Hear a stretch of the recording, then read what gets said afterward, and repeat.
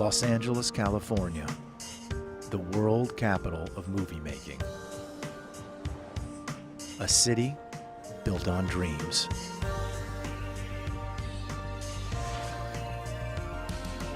Every year, as spring approaches, Hollywood buzzes with excitement, and the movie industry prepares for its biggest celebration, the Academy Awards.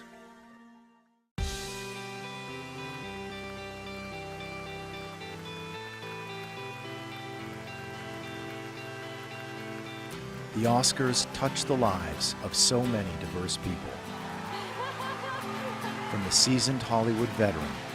I've been nominated 20 times, and that, to me, is phenomenal, and I'm grateful for it. To the little-known artist who toils away in relative obscurity. In terms of professional milestones, there's nothing higher than the Oscar. And fans of all shapes and sizes, for whom the Oscars is the biggest night of the year. I can't remember ever not watching the Academy Awards. It's just something I just love doing. And the people who make it all possible, from craftsmen to producers. There is no greater sense of having your dream come true.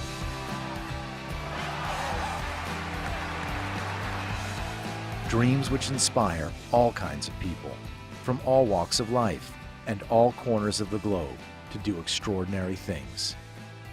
These are Red Carpet Dreams.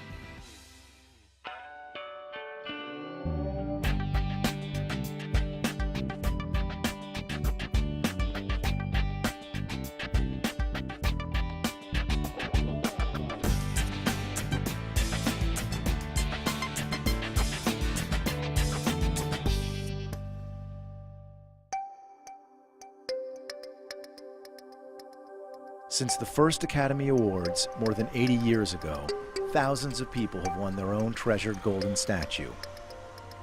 But for every long-shot dream come true, there are 1,000 other stories of close brushes with Oscar gold. But such is the prestige of the Oscars that sometimes just being nominated can make careers. And no one knows what being nominated feels like better than this man. My name's Kevin O'Connell, and I've been nominated for Best Achievement in Sound Mixing 20 times. Despite this tremendous achievement, Kevin has yet to win a single Oscar. Terms of Endearment? No. Transformers? No. Apocalypto? Yeah, no. Top Gun? It's a record-breaking losing streak that started in 1984 when he got his first nomination for the tearjerker Terms of Endearment. And it came as a complete shock. All of a sudden, one of my partners slid open the door and said, "Hey, congratulations, buddy." And I said, "For what?" He goes, "You got nominated." And I go, "For what?" And he said, "Terms of Endearment." And I said, "For what?" And he goes, "Best Sound." I go, "Are you kidding?" And he goes, "No." And I hit the ceiling. I was 24 years old. The cachet of being up for such a prestigious award immediately upped Kevin's profile in both his professional and personal life. I'll tell you, being 24 years old and being able to go up to a girl and say, "Hey, do you want to go on a date to the Academy Awards?" It's a pretty cool thing. On the big night at the Dorothy Chandler Pavilion, Terms of Endearment lost out to The Right Stuff, beginning a quarter-century losing streak for Kevin O'Connell. But with the curse came a gift. The nomination itself helped Kevin become the go-to guy for sound mixing for many of the biggest names in the business.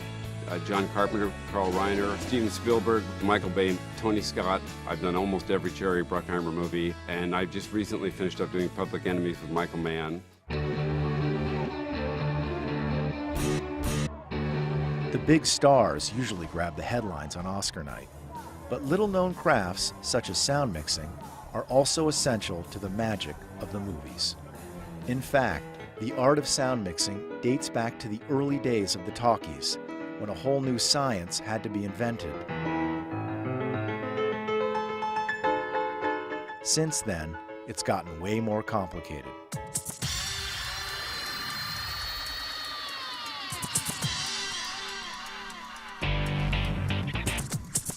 What people don't know about sound mixing is that we have at our fingertips control of every single sound in a movie. I mean, every character's footstep, the explosions, the helicopters, every single sound is at our fingertips. You can say, raise that guy's feet over there on the left, and we have his feet covered. You know, raise the explosion, raise the high end, the low end, the middle end, everything's covered. Along with the director, Kevin is the last person to touch the movie before it hits theaters. We're always at the end of the process. Director sits right next to me and my partner, and we usually sit there 12 hours a day, sometimes 7 days a week, sometimes for months at a time. And we go through every single sound in that movie. So we've seen the movie literally thousands of times before we're done with it. That's what it takes to create a rich audio experience that's essential to the magic of the movies. Stop that clock! Stop!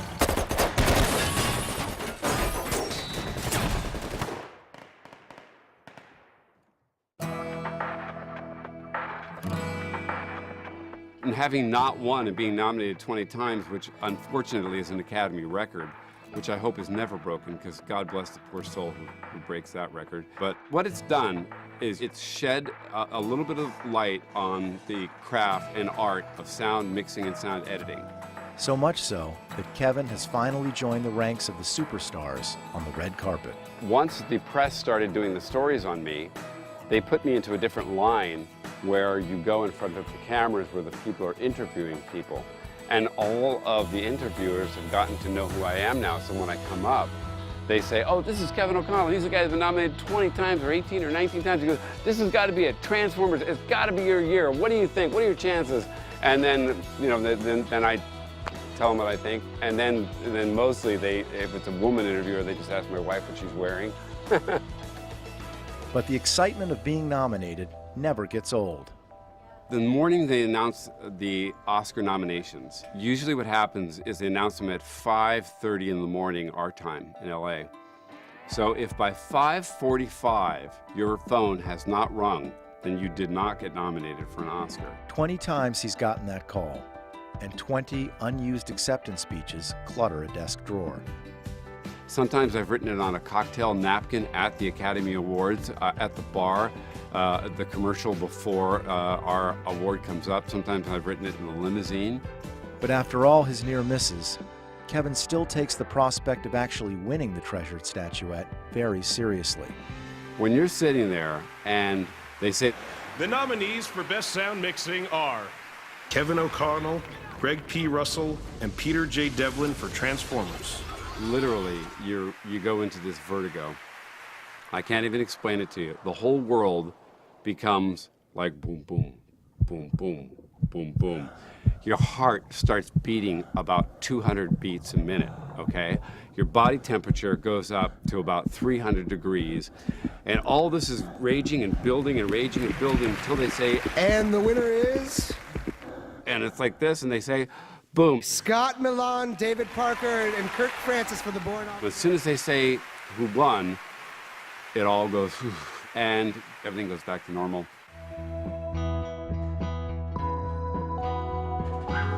But Kevin knows that there's more to life than an Oscar. One year, after the envelope was opened, he got a call from his young son. He goes, well, I'm really sad because you didn't win. And I just looked around the room, and you know, there's all the actors, the famous directors, and all of the people in our industry. I mean, the giants of our business in this room.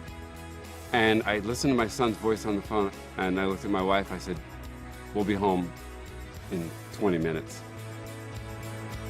Just the honor of being recognized by his peers is enough for Kevin O'Connell.